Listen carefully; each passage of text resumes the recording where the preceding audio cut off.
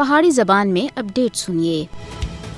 بھارت کی طرف سے مقبوضہ جموں کشمیر کے دارالحکومت سری نگر میں G20 اجلاس منعقد کرنے کا مقصد دنیا کو مقبوضہ جموں کشمیر کی حقیقی زمینی صورتحال کے بارے میں گمراہ کرنا ہے۔ مودی حکومت سری نگر میں G20 اجلاس کے انعقاد کے ذریعے مقبوضہ جموں کشمیر میں حالات کے معمول کے اتنے آنے کا غلط تاثر اور 5 اگست 2019 میں اپنے غیر قانونی اقدامات کو قانونی حیثیت دینا چاہتی ہے۔ سری نگر میں G20 اجلاس کرانے کا ایک ناپاک مقصد مقبوضہ جموں کشمیر اور بھارت میں انسانی حقوق کی بڑے پیمانے کے خلاف ورزیاں تھی عالمی برادری کی توجہ ہٹانا بھی ہے۔ G20 رکن ممالک کو یہ گل کسی بھی صورت میں نہیں بھولنی چاہیے کہ جموں کشمیر بین الاقوامی سطح کے تسلیم کیتا ہوا متنازع علاقہ ہے۔ تسلیم کیتا ہوا متنازع علاقہ وچ G20 سربراہی اجلاس منعقد کرنے کا بھارتی منصوبہ اقوام متحدہ کی ساخت کو بھی مجروح کرنے کے مترادف ہے۔ کشمیر کے رہنے والے مقبوضہ جموں کشمیر میں G20 اجلاس کے انعقاد کو